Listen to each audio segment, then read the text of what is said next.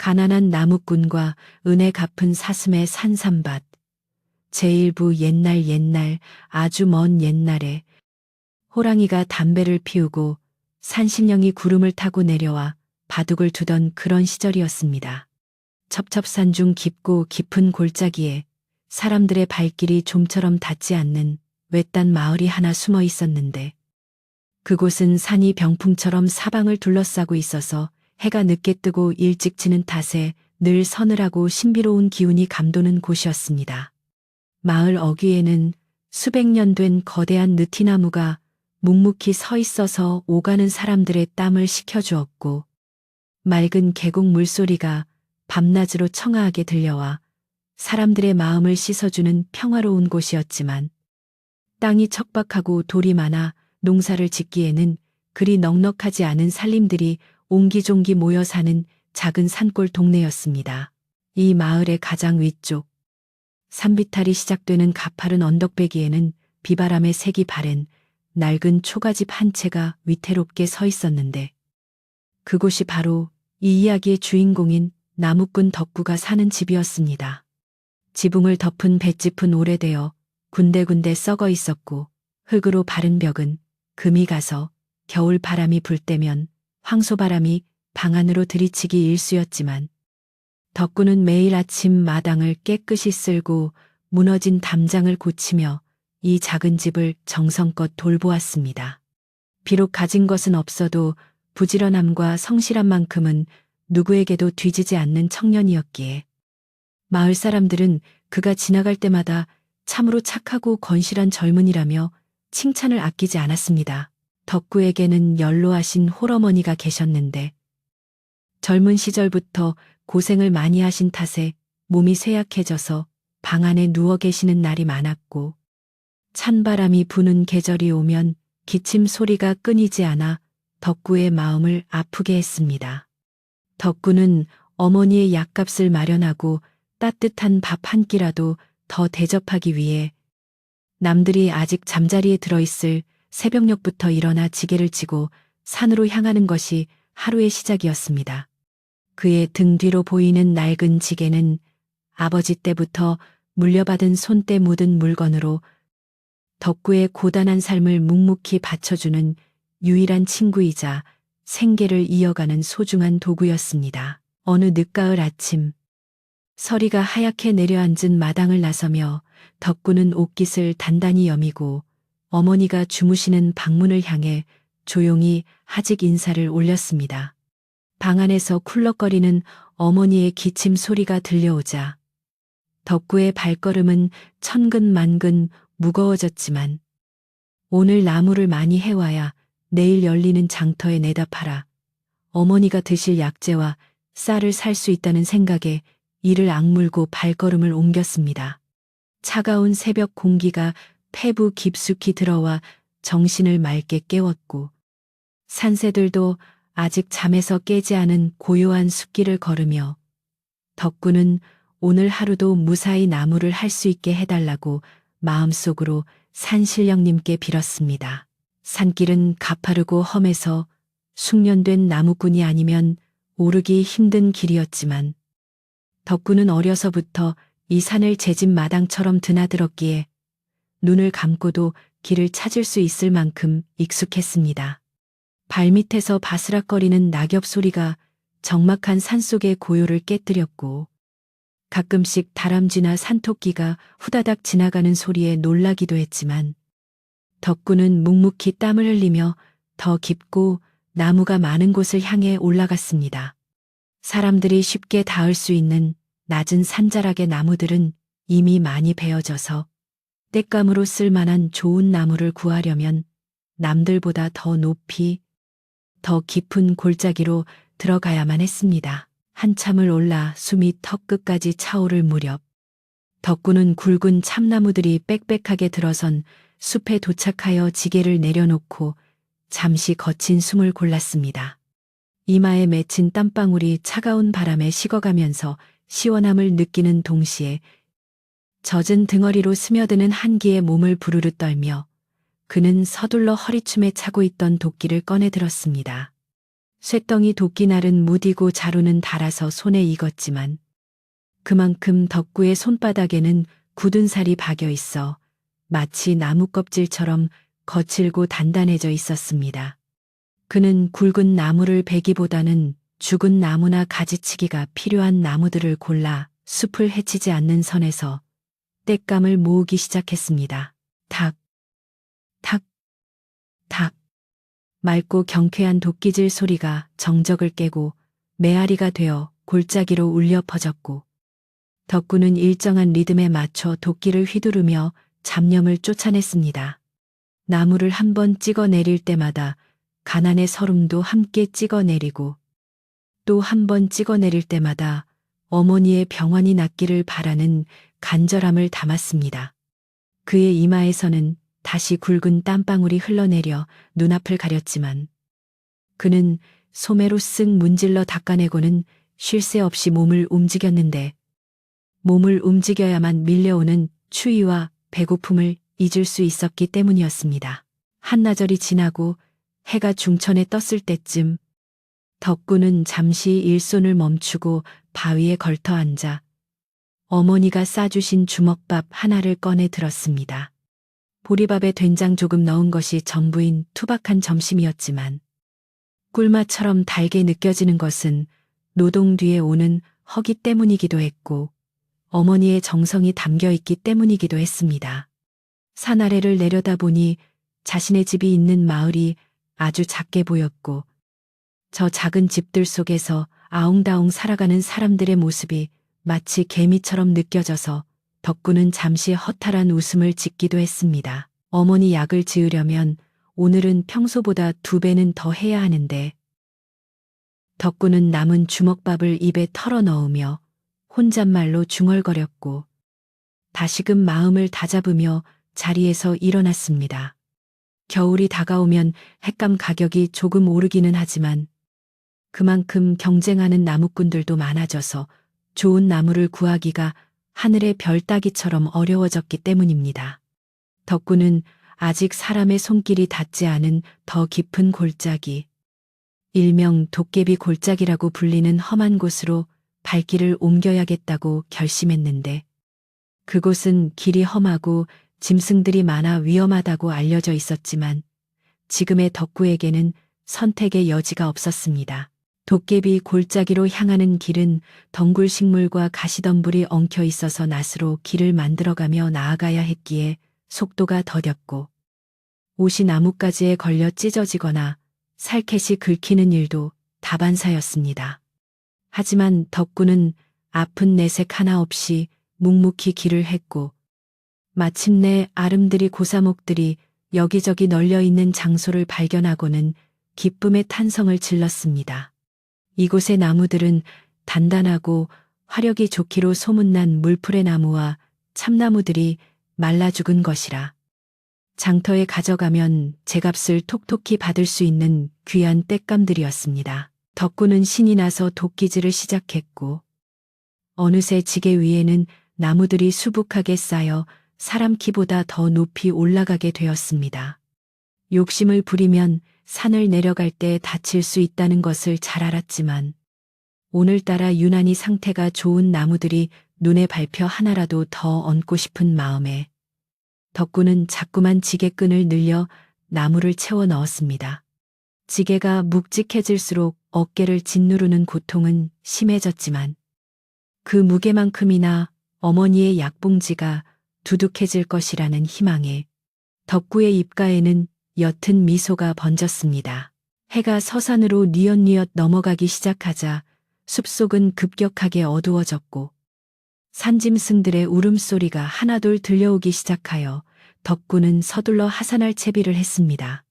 무거운 지게를 지고 일어서려는데 다리가 후들거려 한 번에 일어서지 못하고 비틀거렸지만 지팡이에 온몸에 체중을 실어 간신히 몸을 일으켜 세웠습니다.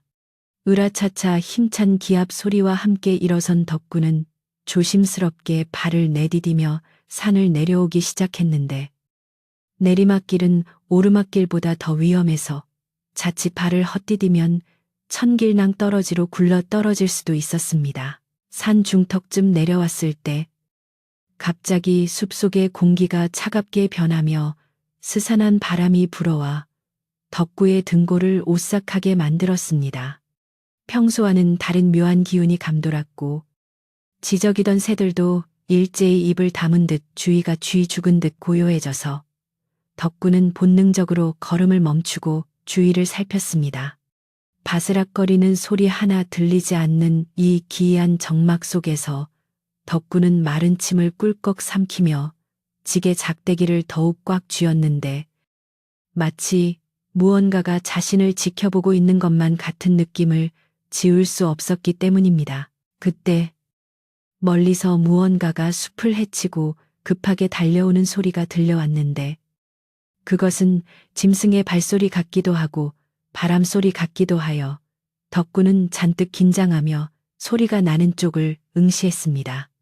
점점 가까워지는 소리는 다급하고 거칠었으며 이윽고 덤불이 심하게 흔들리더니 하얀 물체 하나가 덕구가 서 있는 산길 쪽으로 튀어나올 듯이 다가오고 있었습니다. 덕구는 혹시 호랑이나 곰 같은 맹수가 아닐까 하여 도끼를 고쳐 잡고 방어할 태세를 갖추었지만 덤불을 헤치고 나온 것은 뜻밖에도 작고 여린 생명이었습니다. 그것은 바로 온몸이 땀으로 젖고 겁에 질린 눈망울을 한 사슴 한 마리였는데 사슴은 덕구를 보자마자 도망칠 생각도 하지 못하고 그 자리에 주저앉듯 멈춰서서 가쁜 숨을 몰아쉬었습니다. 사슴의 맑고 큰 눈에는 눈물이 그렁그렁 맺혀 있었고 뒷다리 쪽에서는 붉은 피가 배어 나오고 있어 한눈에 보아도 누군가에게 쫓기거나 다친 위급한 상황임을 알 수 있었습니다. 덕구는 사슴의 처량한 눈빛을 보는 순간 두려움은 사라지고 측은한 마음이 들어 자신도 모르게 지게를 내려놓고 사슴에게 한 발짝 다가갔습니다. 사슴은 덕구가 다가오자 몸을 움찔하며 뒷걸음질 쳤지만 더 이상 달릴 힘이 없는지 바들바들 떨며 그저 덕구를 올려다볼 뿐이었습니다. 덕구는 괜찮다. 괜찮아. 내가 너를 해치려는 게 아니란다. 하고 부드러운 목소리로 달래며 손을 내밀었는데 산짐승들도 사람의 착한 마음을 알아보는 것인지 사슴은 조금씩 경계를 풀고 슬픈 눈으로 애원하듯 덕구를 바라보았습니다. 덕구는 이 깊은 산중에서 다친 사슴을 만난 것이 예사로운 일이 아님을 직감했고 어딘가에서 사냥꾼이나 맹수가 쫓아오고 있을지도 모른다는 생각에 주위를 경계하며 사슴을 보호하려 했습니다. 바로 그때 산 아래쪽에서 거기 누구 없소. 이쪽으로 튀는 짐승 한 마리 못 봤소 하는 걸거라고 거친 고함 소리가 들려와 숲을 울렸습니다. 소리의 주인은 마을에서도 성질이 고약하고 욕심 많기로 소문난 사냥꾼 왕손이 분명했는데 그의 목소리를 듣자마자 사슴은 사시나무 떨듯 떨며 덕구의 바짓가랑이 뒤로 숨으려 했습니다. 덕구는 순간적으로 사슴을 살려야겠다는 생각이 머릿속을 가득 채웠고 재빨리 주위를 둘러보며 사슴을 숨길 만한 곳을 찾기 시작했습니다. 이 가여운 생명을 저 무자비한 사냥꾼에게 넘겨주면 곧바로 목숨을 잃게 될 것이 뻔했기 때문입니다. 덕구는 지게에 쌓아둔 나무단 아래에 작은 공간을 만들고는 사슴에게 눈짓으로 그곳에 들어가라고 신호를 보냈는데 영물인 사슴은 덕구의 뜻을 알아차린 듯 재빨리 나무단 틈새로 몸을 구겨 넣었습니다. 덕구는 그 위를 굵은 나뭇가지와 잎사귀로 덮어 겉으로 보기에는 영락없는 팩감 뭉치처럼 보이게 위장하고는 아무 일도 없었다는 듯이 다시 지게를 짊어지고 땀을 닦는 신욕을 했습니다. 심장이 쿵쾅거려 터질 것만 같았지만 그는 태연한 척 표정을 관리하며 점점 가까워지는 사냥꾼의 발자국 소리를 기다렸습니다. 잠시 후 덤불을 거칠게 헤치며 나타난 왕손은 활을 들고 살기등등한 표정으로 덕구 앞에 섰는데 그의 눈은 탐욕으로 번들거리고 있었고 숨이 차서 씩씩거리며 주위를 두리번거렸습니다. 어이, 덕구 아니냐, 너 여기서 뭐 하냐? 방금 이쪽으로 사슴 한 마리가 도망쳤는데 혹시 못 봤냐? 내 화살을 맞고 피를 흘리고 있어서 멀리 못 갔을 텐데. 왕소는 다짜고짜 소리를 지르며 덕구를 윽박질렀고 의심스러운 눈초리로 덕구의 지게와 주변을 샅샅이 훑어보았습니다. 덕구는 침을 꿀꺽 삼키며 떨리는 목소리를 감추고 최대한 덤덤하게 대답했습니다. 아, 왕손 형님 아니십니까? 저는 하루 종일 나무만 하느라 정신이 없어서 짐승 그림자도 못 봤습니다요. 다만 아까 저쪽 골짜기 너머로 무언가 후다닥 뛰어가는 소리를 듣긴 했는데 그게 사슴인지는 잘 모르겠습니다. 덕구는 손가락으로 사슴이 온 방향과는 정반대인 험하고 깊은 낭떠러지 쪽을 가리키며 천연덕스럽게 거짓말을 했습니다. 평소 거짓말이라고는 해본 적 없는 순박한 덕구였기에 그의 말에는 묘한 진실성이 실려 있어 보였습니다. 왕소는 덕구의 말을 듣고 잠시 고민하는 듯 하더니 바닥에 떨어진 빗자국이 끊긴 것을 보고는 분한 듯 바닥에 침을 괜뱉었습니다. 에이, 재수 없게 다 잡은 고기를 놓쳤네. 저쪽 벼랑 쪽으로 갔다고 거기라면 내 손바닥 아니지. 왕소는 덕구가 가리킨 방향을 노려보며 다시 활을 고쳐 메고는 뒤도 돌아보지 않고 벼랑 쪽으로 뛰어갔습니다. 덕구는 왕손의 모습이 완전히 사라질 때까지 숨을 죽이고 기다리다가 숲속이 다시 조용해지자 그제야 참았던 안도의 한숨을 길게 내쉬며 다리에 힘이 풀려 그 자리에 주저앉고 말았습니다. 지게 민 나무 틈에서 바스락거리는 소리가 나더니 사슴이 조심스럽게 고개를 내밀었고 덕구는 사슴의 머리를 쓰다듬으며 작게 속삭였습니다. 이제 살았다. 어서 깊은 산속으로 도망가거라. 다시는 사람 눈에 띄지 말고. 사슴은 덕구의 얼굴을 한참 동안이나 바라보며 그 은혜를 가슴에 새기려는 듯 깊은 눈망울을 깜빡였고 이내 절뚝거리는 다리로 숲속 깊은 곳을 향해 사라졌습니다. 덕구는 멀어지는 사슴을 보며 오늘 하루 나무를 평소보다 덜하게 되더라도 한 생명을 구했다는 뿌듯함에 마음만은 부자가 된 기분이었습니다. 집으로 돌아오는 길. 어둠이 짙게 깔린 마을 어귀에 들어서자 집집마다 저녁 짓는 연기가 피어오르고 있었습니다. 덕구의 집 굴뚝에서는 연기가 나지 않아 마음이 쓰였지만 그는 발걸음을 재촉하여 살인문을 열고 들어갔습니다. 어머니, 저 왔습니다. 방문을 열자 냉기 가득한 방에서 어머니가 힘없이 고개를 드셨고 덕구는 서둘러 아궁이에 불을 지피러 부엌으로 향했습니다. 비록 오늘 겪은 일 때문에 몸은 고단하고 긴장은 풀리지 않았지만 덕구는 왠지 모르게 이 일이 자신에게 무언가 큰 변화를 가져다 줄 것만 같은 예감이 들었습니다. 가난한 나무꾼과 은혜 갚은 사슴의 산삼밭. 제2부 이튿날 아침. 산골 마을은 짙은 안개에 휩싸여 한치 앞을 분간하기 어려웠지만 덕구는 어김없이 새벽같이 일어나 지게를 짊어지고 장터로 향할 채비를 서둘렀습니다. 어젯밤 늦게까지 손질해둔 캣감들이 지게 위에 단단히 묶여 있었고 품속에는 어머니가 밤새 기침을 참으며 기워주신 빈자루 하나가 들어 있었는데 나무를 판 돈으로 그 자루에 쌀과 약재를 채워올 생각에 덕구의 마음은 기대와 걱정으로 반반씩 섞여 있었습니다.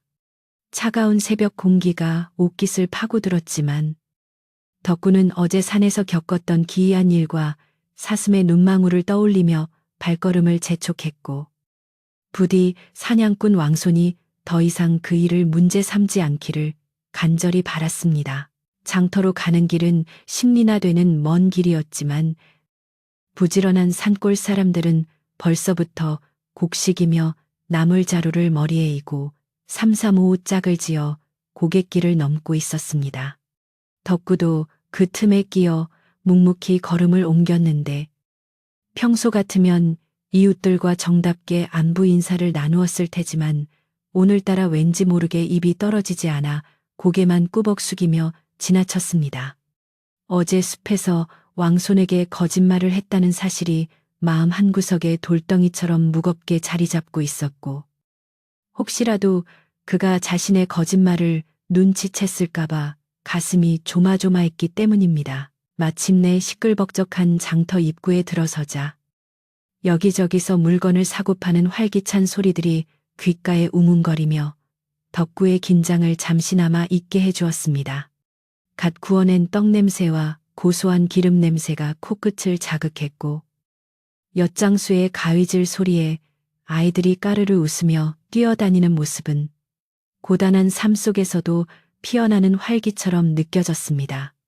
덕구는 나무장수들이 모여있는 한쪽 구석에 자리를 잡고 지게를 내려놓은 뒤 지나가는 사람들을 향해 목청을 돋우어 나무사라고 외치기 시작했지만, 눈은 자꾸만 장터 입구 쪽을 향해 힐끔거리며 혹시 낯익은 험상궂은 얼굴이 나타나지 않을까 살폈습니다. 다행히 덕구가 해온 나무는 물기가 적고 단단한 좋은 참나무라 장터에 나온 지 얼마 되지 않아 제값을 쳐주겠다는 쌀집 주인에게 모두 팔려나갔습니다. 덕구는 나무를 넘기고 받은 엽전 꾸러미를 소중하게 손수건에 싸서 품 깊숙이 넣고는 곧장 약재상으로 달려가 어머니의 기침에 좋다는 도라지와 배, 그리고 귀한 약초 몇 가지를 샀습니다. 약재를 받아든 덕구의 손은 가벼워졌지만 마음 한편에는 여전히 불안한 기운이 감돌고 있었는데, 그것은 마치 폭풍전야의 고요함처럼 등골을 서늘하게 만드는 예감이었습니다. 일을 마치고 서둘러 집으로 돌아가려던 덕구의 귓가에 저잣거리 주막 쪽에서 왁자지껄한 소리와 함께 익숙한 고함 소리가 들려와 발걸음을 딱 멈추게 만들었습니다. 아니, 내 말이 거짓말 같소. 분명 그놈이 뭔가 숨기는 게 있었다니까.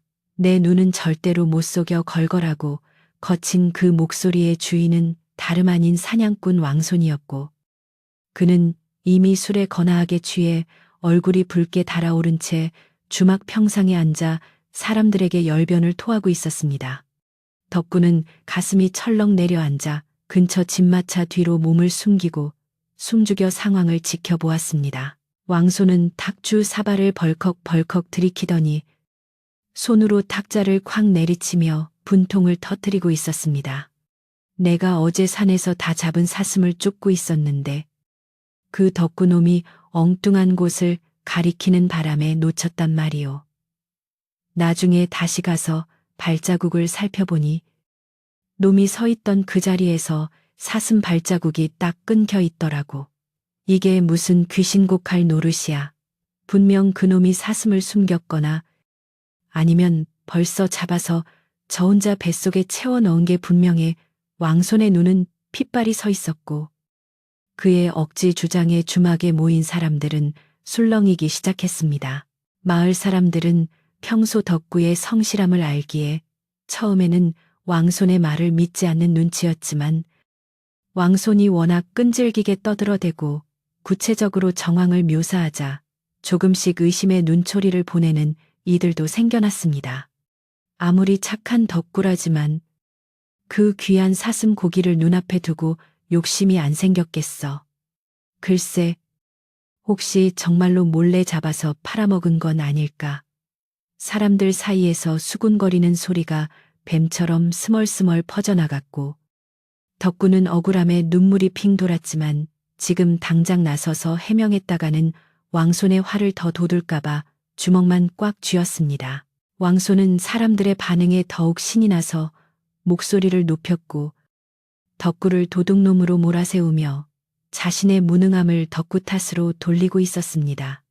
내 오늘 밤에라도 당장 그놈 집에 쳐들어가서 뒤져볼 거야. 사슴 가죽이라도 나오면 그놈은 내 손에 죽을 줄 알아라. 왕손의 서슬퍼런 협박에 주막 안은 찬물을 끼얹은 듯 조용해졌고, 사람들은 겁에 질려 아무도 왕손을 말리지 못했습니다. 덕구는 더 이상 그곳에 있다가는 들킬 것 같아 모자를 푹 눌러쓰고 사람들 틈에 섞여 조용히 장터를 빠져나왔습니다. 집으로 돌아오는 길은 갈 때보다 100배는 더 멀고 험하게 느껴졌고 덕구의 머릿속은 왕손의 협박과 마을 사람들의 수군거림으로 뒤엉켜 엉망진창이 되었습니다. 해가 서산으로 기울며 그림자가 길어지자 길가의 나무들이 마치 손가락질하며 비웃는 도깨비처럼 보여 덕구는 몇 번이나 뒤를 돌아보며 누가 쫓아오지는 않는지 확인해야 했습니다. 순박하게만 살아온 덕구에게 누군가의 미움을 받고 의심을 산다는 것은 견디기 힘든 고통이었고 무엇보다 이 일로 인해 편찮으신 어머니에게 해가 갈까봐 그것이 가장 두려웠습니다. 마을 어귀에 도착했을 때 마을의 가장 큰 어른이자 지혜롭기로 소문난 최노인이 느티나무 아래 평상에 앉아 곰방대를 물고 계시다가 덕구를 발견하고는 손짓으로 불렀습니다. 최 노인은 평소 말이 없고 엄한 분이라 덕구는 긴장하며 다가가 허리를 굽혀 인사했는데 최 노인의 표정은 여느 때보다 심각하고 근심이 어려 있었습니다. 덕구야, 장터에서 오는 길인가 보구나. 내 오늘 왕손이가 술에 취해 동네방네 떠들고 다니는 소리를 들었다. 네가 정말 사슴을 숨겼느냐? 최 노인의 눈빛은 날카로웠지만 그 속에는 덕구를 걱정하는 마음이 담겨 있었습니다. 덕구는 잠시 망설이다가 최 노인에게만은 사실대로 말씀드려야겠다고 생각하고 주위를 살핀 뒤 목소리를 낮춰 어제 있었던 일을 솔직하게 털어놓았습니다. 죽어가는 사슴이 너무 불쌍해서 왕손에게 거짓말을 하고 살려주었다는 이야기를 들은 최 노인은 고개를 끄덕이며 깊은 한숨을 내쉬었습니다. 네 마음이 참으로 갸륵하구나. 허나 왕손이란 놈은 제 욕심을 채우지 못하면 물불을 가리지 않는 독사 같은 위인이다. 네가 좋은 일을 했지만 당분간은 처신을 아주 조심해야 할 게다. 최 노인은 덕구의 어깨를 두드리며 당부했습니다. 명심해라. 덕구야. 진실은 언젠가 밝혀지기 마련이지만 악한 마음이 끓어오를 때는 잠시 피하는 것도 지혜니라. 왕손이가 시비를 걸어오더라도 절대 맞서 싸우지 말고 당분간은 산에 가는 것도 삼가고 집안에 머물며 어머니를 잘 돌보거라. 최 노인의 충고는 뼈가 되고 살이 되는 말씀이었기에 덕구는 깊이 고개를 숙여 감사의 뜻을 표하고는 무거운 발걸음으로 집을 향했습니다. 최 노인의 말씀대로 당분간은 쥐 죽은 듯 지내야겠다고 다짐했지만 왕손의 끈질긴 성격을 아는 터라 불안감은 쉽사리 가라앉지 않았습니다. 집에 도착하니 어머니는 여전히 끙끙 앓고 계셨지만 아들이 돌아오는 인기척을 느끼고는 힘겹게 몸을 일으켜 반갑게 맞아주셨습니다. 우리 덕구 왔느냐? 장에는 잘 다녀왔고 별일 없었느냐? 어머니의 쉰 목소리에 덕구는 가슴이 미어지는 것 같았지만 짐짓 밝은 표정을 지으며 사온 약봉지와 쌀을 보여드렸습니다. 네. 어머니, 오늘 나뭇값을 아주 후하게 쳐주는 주인을 만나서 쌀도 사고 고기도 한 근 끊어왔어요. 아무 일도 없었으니 걱정 마시고 푹 쉬세요. 덕구는 어머니를 안심시키기 위해 선의의 거짓말을 보탰습니다. 덕구는 서둘러 부엌으로 들어가 약탕관을 꺼내 약을 다리기 시작했는데 타닥타닥 타오르는 장작불을 보고 있으니 왕손의 불그락부르락 하던 얼굴이 불꽃 속에 어른거려 마음이 편치 않았습니다. 약 냄새가 은은하게 퍼지며 집안을 채웠지만 바깥에서는 찬바람이 문풍지를 세차게 흔들어대며 마치 누군가 문을 두드리는 듯한 소리를 내어 덕구를 깜짝깜짝 놀라게 했습니다. 오늘 밤 왕손이 정말로 쳐들어올지도 모른다는 생각에 덕구는 빗장을 2번, 3번 확인하고 마당에 있는 패리와 낫을 보이지 않는 곳으로 치워두었습니다. 밤이 깊어지자 마을 전체가 어둠 속에 잠기고 개 짖는 소리마저 잦아들었지만 덕구는 쉽사리 잠을 청할 수 없어 뒤척였습니다. 어머니가 잠드신 틈을 타 몰래 방 밖으로 나온 덕구는 마루 끝에 걸터 앉아 어두운 마당을 응시했는데 담장 너머로 인기척이 느껴지는 것 같아 온 신경을 집중했습니다. 검은 그림자 하나가 집 주위를 어슬렁거리다가 사라지는 것을 본 것 같기도 하고 바람 소리에 섞여 두고 보자 하는 웅얼거림이 들린 것 같기도 하여 덕구의 등에는 식은땀이 흘렀습니다. 사실 그 시각 왕소는 정말로 덕군의 집 담장 밑에 웅크리고 앉아 호시탐탐 기회를 엿보고 있었는데 술기운은 좀 가셨지만 분노는 더 치밀어 올라 눈에 살기가 가득했습니다.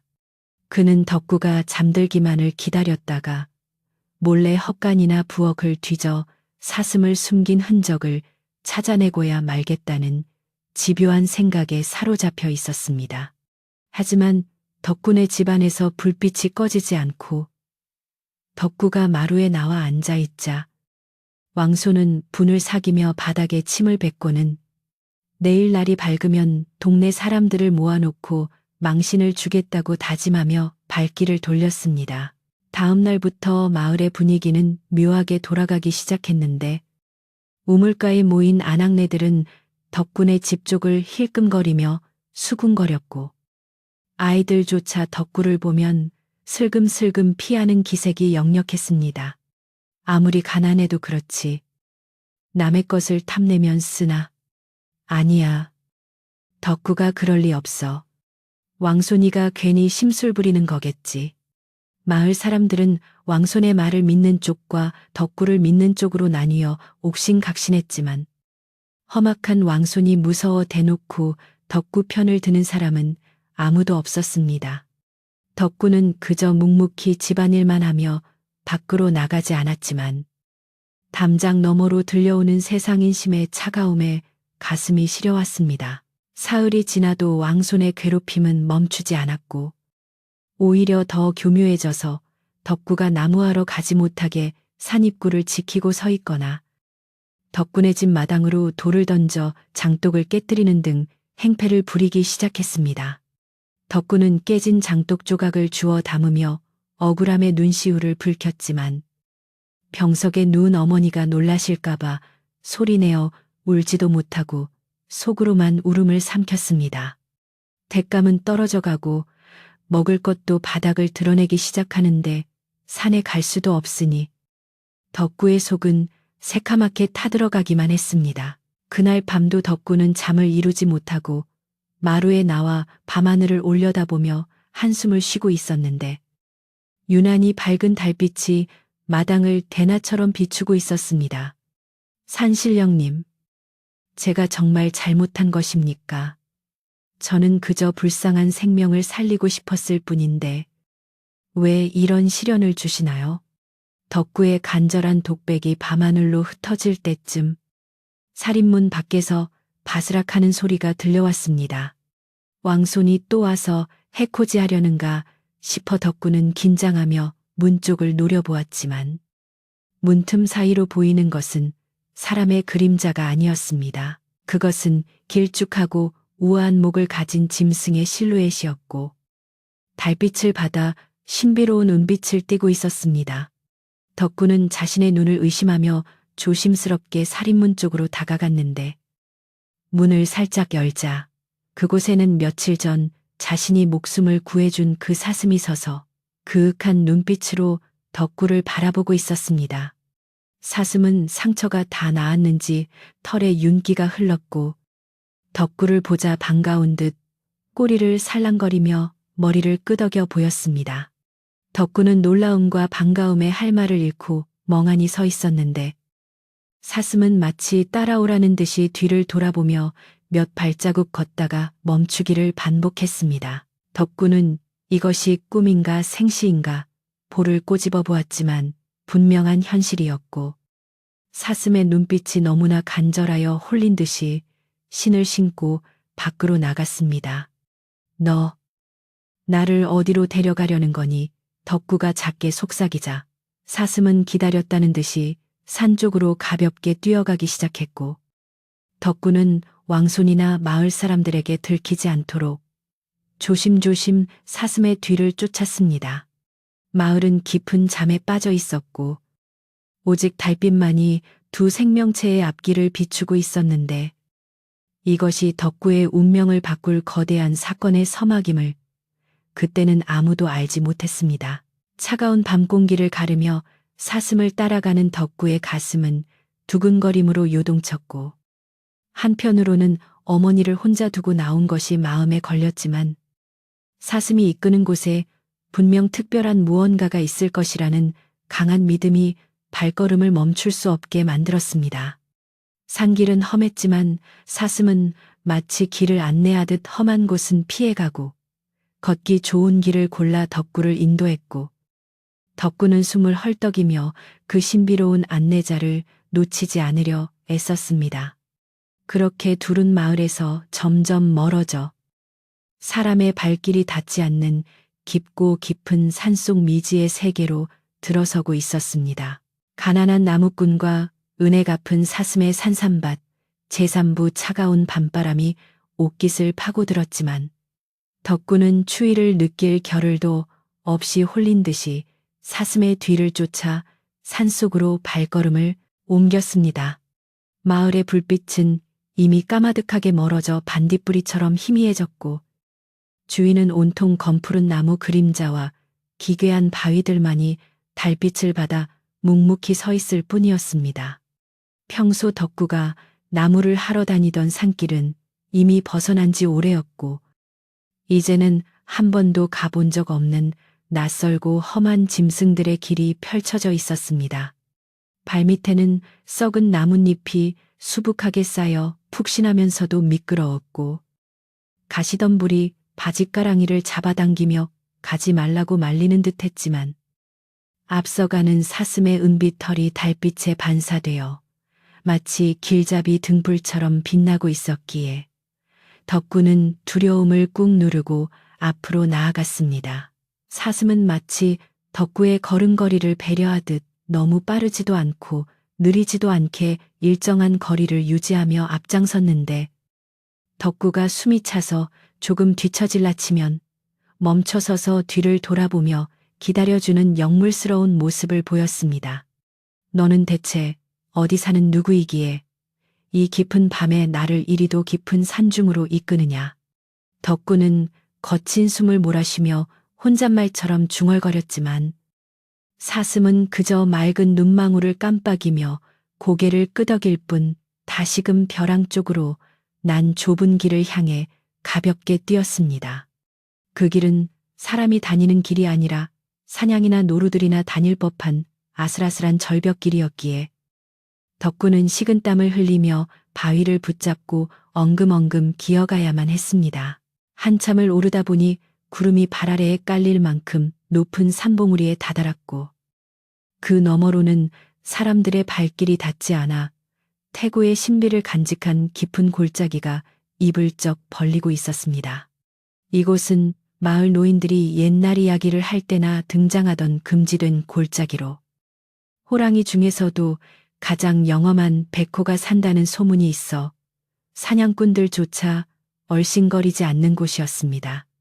덕구는 등골이 오싹해져서 발걸음을 멈칫했으나 사슴은 망설임 없이 그 골짜기 안으로 훌쩍 뛰어내려 들어갔습니다.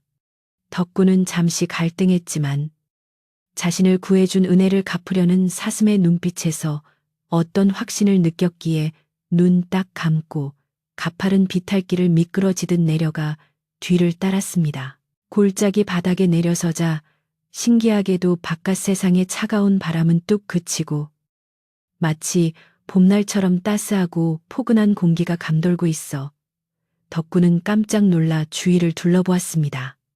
그곳은 사방이 높은 절벽으로 둘러싸여 있어 바람을 막아주는 천혜의 요새와 같은 지형이었고 바위 틈에서 흘러나오는 맑은 샘물 소리가 경쾌하게 울려 퍼지는 별천지였습니다.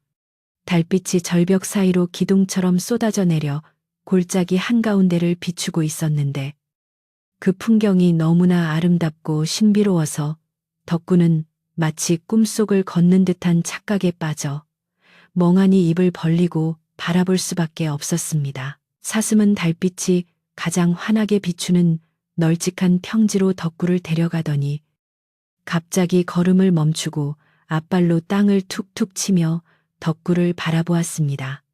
그곳은 덤불이 우거진 다른 곳과는 달리 무릎 높이 정도 되는 이름 모를 풀들이 빽빽하게 자라나 있었는데 바람이 불 때마다 은은하고 그윽한 향기가 피어올라 코끝을 자극했습니다. 덕구는 사슴이 왜 이곳에 멈췄는지 영문을 몰라 어리둥절한 표정으로 사슴과 땅을 번갈아 보았는데 사슴은 답답하다는 듯이 다시 한번 앞발로 땅을 힘차게 파헤치는 실험을 하며 어서 여기를 파보라는 듯한 몸짓을 보였습니다. 여기를 파보란 말이냐, 이 땅 속에 무엇이 있길래. 덕구는 반신반의하며 사슴이 가리킨 곳 앞에 쭈그리고 앉아 조심스럽게 풀을 헤쳐보았습니다. 풀숲 사이로 드러난 흙은 검고 기름져서 한눈에 보기에도 아주 좋은 땅임을 알 수 있었는데 덕구는 주변에 굴러다니는 뾰족한 돌멩이 하나를 집어들고 땅을 파기 시작했습니다. 흙은 부드러워서 쉽게 파헤쳐졌고 조금 파내려가자 흙 냄새와 섞여 더욱 진하고 향긋한 냄새가 확 풍겨 올라와 덕구의 정신을 아찔하게 만들었습니다. 이것은 분명 산에서 흔히 맡을 수 있는 풀 냄새가 아니라 귀한 약초에서나 맡을 수 있는 신령스러운 향기였습니다. 덕구의 손길이 조심스러워졌고 돌멩이를 내려놓고 맨손으로 흙을 살살 걷어내자 흙 속에 묻혀있던 하얗고 굵은 뿌리 하나가 달빛 아래 그 자태를 드러냈습니다. 뿌리의 모양은 마치 사람이 팔다리를 뻗고 누워있는 듯한 기이한 형상을 하고 있었고 뇌두가 길고 잔뿌리가 무성하게 뻗어 있어 보는 순간 범상치 않은 물건임을 직감할 수 있었습니다. 덕구는 심장이 쿵 하고 내려앉는 것 같아 헉하고 숨을 들이켰는데 평생 산을 타며 나무를 해왔지만 이런 귀한 약초는 구경조차 해본 적이 없는 전설 속의 물건이었기 때문입니다. 이것은 산삼 아니? 그냥 산삼이 아니라 천년 묵은 동자삼이란 말인가. 덕구는 떨리는 손으로 조심스럽게 뿌리를 들어 올렸는데 흙을 털어내자 뽀얀 속살이 드러나며 신비로운 광채를 뿜어내는 듯 했습니다. 마을 어르신들이 말씀하시길 신만이들이 평생을 바쳐 산을 헤매도 구경하기 힘들다는 그 전설의 산삼을 덕구는 나무하러 다니던 뒷산 깊은 골짜기에서 그것도 사슴의 인도를 받아 손쉽게 발견하게 된 것이었습니다. 덕구는 너무나 놀랍고 감격스러워서 손에 든 산삼을 떨어뜨릴 뻔했지만 정신을 차리고 다시 꽉 움켜쥐었습니다. 그런데 놀라움은 거기서 끝이 아니었습니다. 사슴은 덕구가 산삼을 캐내자 고개를 끄덕이더니 옆으로 몇 발자국 옮겨 다시 땅을 파는 시비를 했습니다. 덕구가 급히 그곳으로 가서 풀을 헤쳐보니 그곳에도 역시 5개의 잎사귀를 가진 산삼 줄기가 꼿꼿하게 서 있었습니다. 덕구는 눈을 비비고 다시 주위를 둘러보았는데 달빛 아래 바람에 흔들리는 풀들이 잡초가 아니라 모두 산삼의 잎사귀라는 사실을 깨닫고는 그 자리에 주저앉고 말았습니다. 이 골짜기 전체가 누군가 심어놓은 듯 아니면 산신령이 숨겨놓은 듯 산삼으로 가득 찬 거대한 산삼밭이었던 것입니다. 아이고, 세상에. 이게 다 꿈은 아니겠지. 덕구는 자신의 볼을 꼬집어 보았지만 아픔이 생생하게 느껴졌고 눈앞에 펼쳐진 광경은 사라지지 않았습니다. 수백 년, 아니 수천 년 동안 사람의 손을 타지 않고 이 깊은 골짜기에서 묵묵히 자라온 산삼들이 지천으로 널려있는 모습은 그야말로 장관이었습니다. 이 중 한 뿌리만 팔아도 기와집을 사고 논밭을 살 수 있을 텐데 여기 있는 것을 다 캔다면 나라 안에서 제일 가는 부자가 되고도 남을 엄청난 양이었습니다. 덕구의 가슴은 터질 듯이 뛰었고 머릿속이 하얘져서 무엇부터 해야 할지 갈피를 잡을 수 없었습니다. 그때 탐욕에 눈이 멀 뻔했던 덕구의 머릿속에 병석에 누워 계신 어머니의 얼굴이 스쳐 지나갔습니다. 그래. 어머니 약을 지어야 해. 덕구는 정신을 번쩍 차리고 욕심을 부려 닥치는 대로 캐기보다는 어머니의 병을 고칠 수 있는 가장 좋고 실한 놈으로 몇 뿌리만 캐기로 마음먹었습니다. 산신령님이 주신 선물이지만 과한 욕심은 화를 부른다는 최노인의 말씀을 떠올리며 덕구는 경건한 마음으로 무릎을 꿇고 산신령님께 감사의 절을 2번 올렸습니다. 산신령님, 제 어머니를 살릴 수 있게 해주셔서 정말 감사합니다. 이 은혜 평생 잊지 않고 착하게 살겠습니다.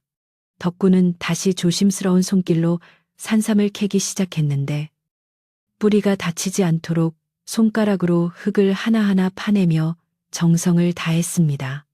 흙 속에 깊이 박힌 뿌리를 꺼낼 때마다 짙은 흙냄새와 약초 향이 폐부 깊숙이 스며들어 맡기만 해도 몸에 기운이 솟는 듯 했습니다. 가장 크고 모양이 좋은 산삼 새뿌리와 조금 작지만 약효가 좋아 보이는 놈으로 두어 뿌리를 더 캐낸 덕구는 그것들을 입고 있던 조끼를 벗어 소중하게 감쌌습니다. 더 캐고 싶은 마음이 굴뚝 같았지만 덕구는 이 정도면 충분하다. 나머지는 훗날 정말 필요한 사람이 있거나 내가 다시 어려워지면 그때 와서 부탁드리자.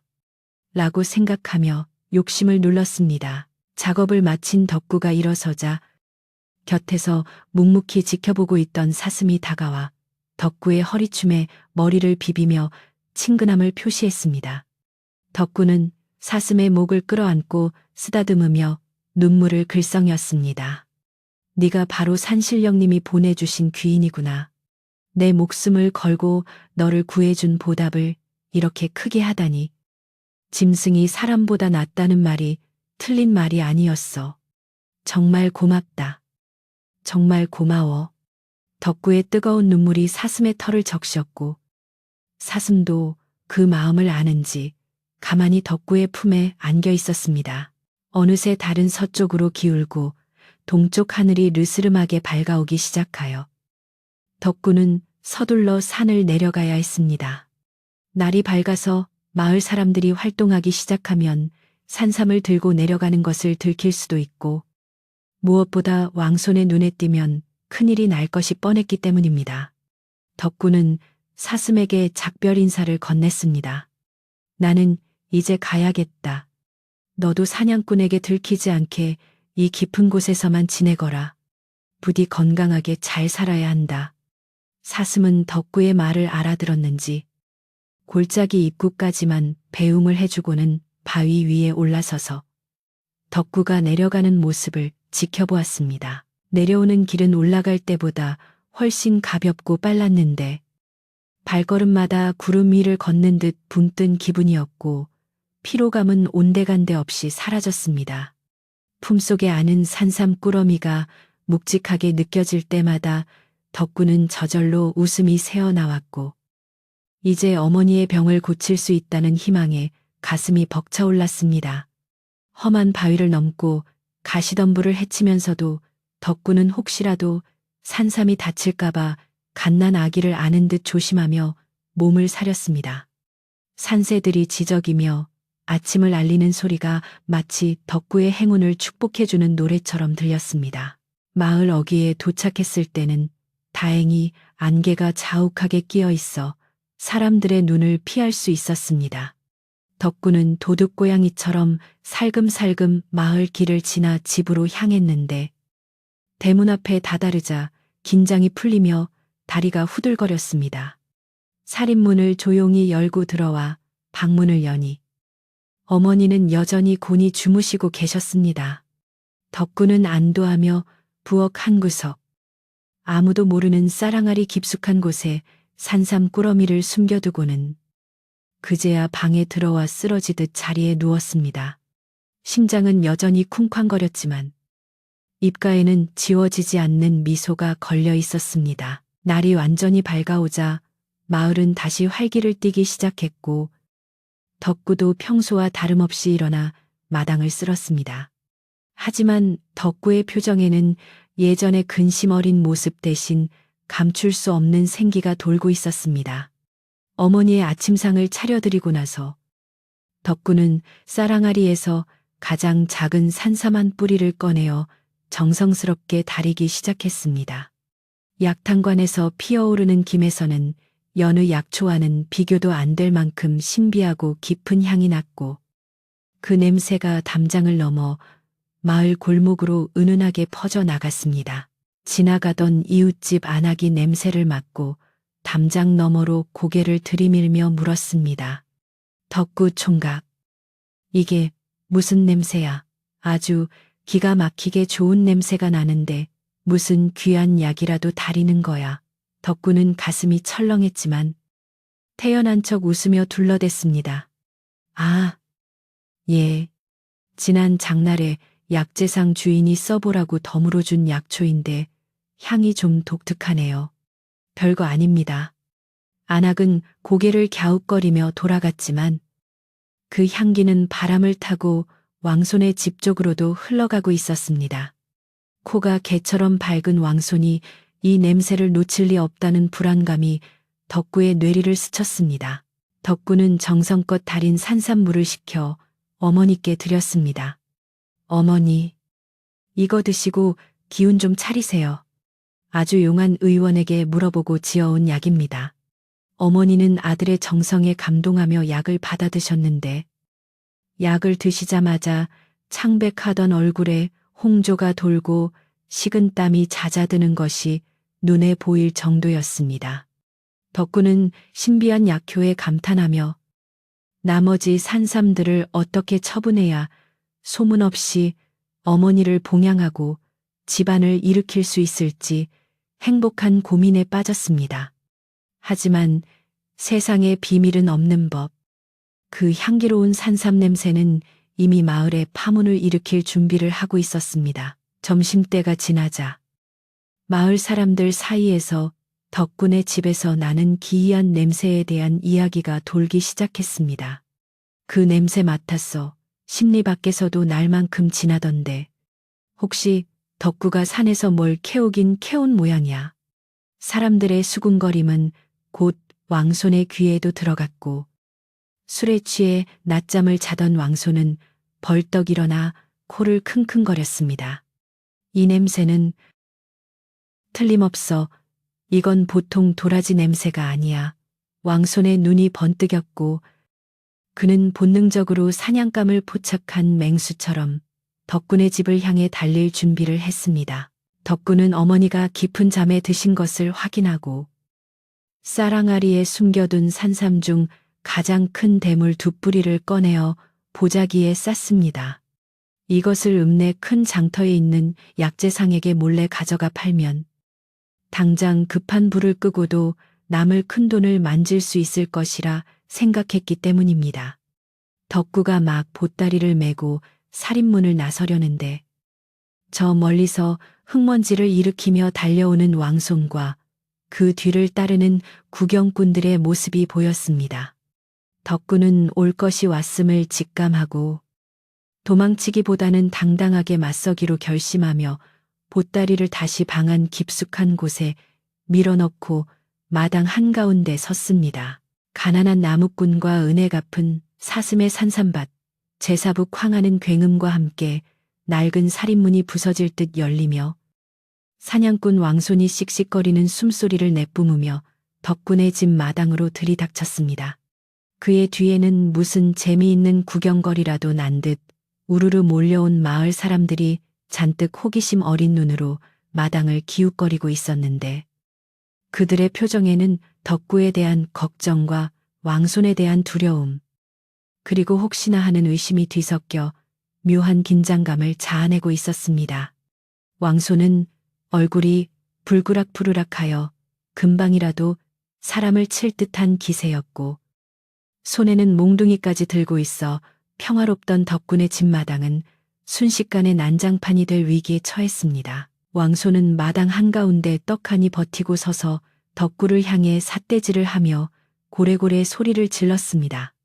이놈 덕구야. 내 코는 절대로 못 속인다. 이 집에서 나는 이 기막힌 냄새가 뭔지 당장 이실 짓고 해라.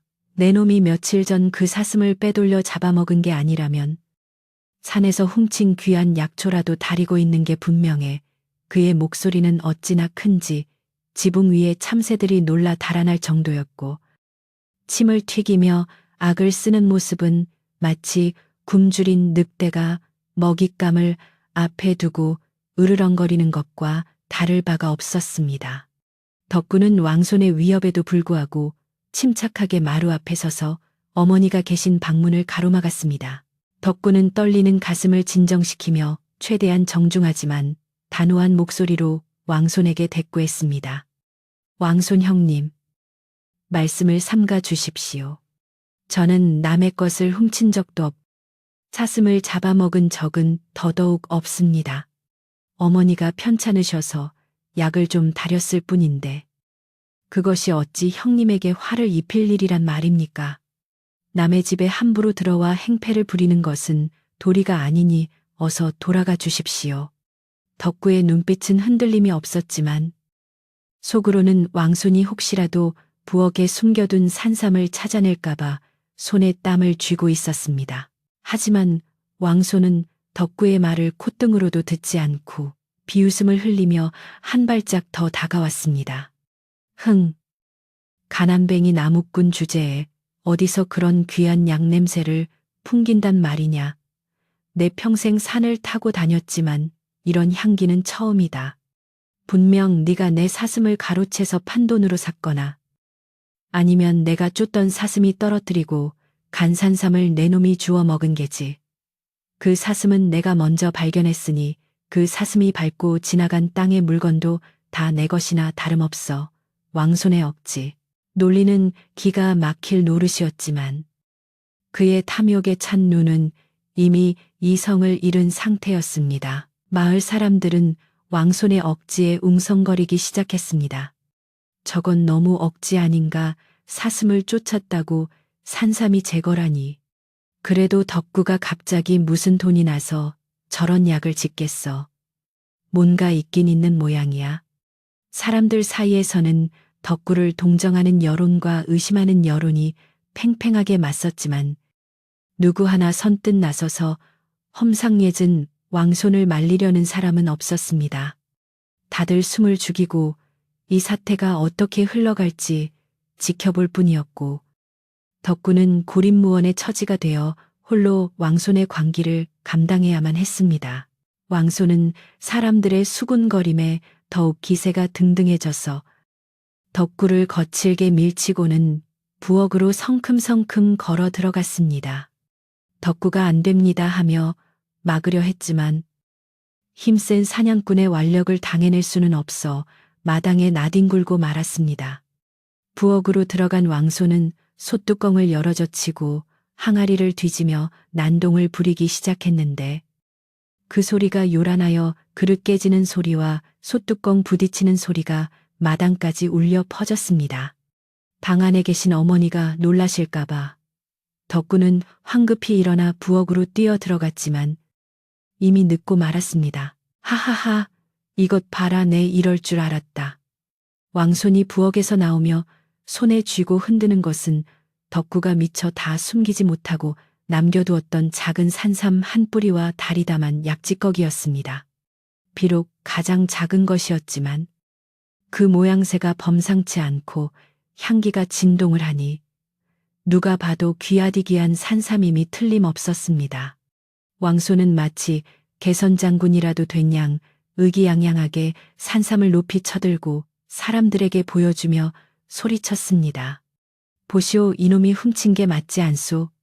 이런 촌구석 나무꾼 놈이 산신령이나 준다는 산삼을 어디서 구했겠소. 이건 분명 내가 쫓던 사슴이 흘린 걸 내 놈이 훔친 거야. 왕손의 터무니없는 주장에 덕구는 억울함이 복받쳐 올라 눈물이 핑 돌았습니다. 그건 훔친 게 아닙니다. 사슴이 은혜를 갚으려고 저에게 준 선물입니다. 형님이 사슴을 죽이려 할 때 제가 살려주어서 그 보답으로 받은 것이란 말입니다. 덕구는 목청을 높여 진실을 외쳤지만 흥분한 군중들과 탐욕에 눈먼 왕손의 귀에는 그저 도둑이 제발 저려 하는 변명으로밖에 들리지 않았습니다. 사람들은 사슴이 은혜를 갚아 무슨 옛날 이야기 같은 소리를 하고 있어 하며 비웃거나 고개를 저었습니다. 그때 마을 어귀에서 지켜보던 최 노인이 지팡이를 짚고 천천히 군중을 헤치고 앞으로 나왔습니다. 백발이 성성하고 위엄 있는 최 노인의 등장에 왁자지껄하던 마당은 순식간에 찬물을 끼얹은 듯 조용해졌습니다. 최 노인은 왕손 앞을 가로막고 서서 엄한 목소리로 꾸짖었습니다. 왕손이 이놈, 썩 그 손을 내리지 못할까. 아무리 물증이 있다 한들 내 것이라는 증거도 없는데 어찌 남의 집을 이리 난장판으로 만드느냐. 덕구의 말이 사실인지 아닌지는 하늘이 알 것이고 땅이 알 것이다. 함부로 사람을 도둑으로 몰지 마라. 최 노인의 호통에 왕손은 잠시 주춤했지만 이미 손에 쥔 산삼을 놓칠 생각이 없었기에 뻔뻔하게 대들었습니다. 노인장께서는 빠지시오. 덕구 이놈이 사슴 핑계를 대는데 짐승이 무슨 은혜를 안다고 산삼밭을 알려준단 말이오. 이게 사실이라면 그 사슴을 당장 내 눈앞에 데려와 보라지. 그러면 내가 깨끗이 물러나고 내 손목을 내놓겠소. 왕손은 절대 일어날 수 없는 일이라 확신하며 큰 소리쳤고 덕구를 향해 비릿한 조소를 날렸습니다.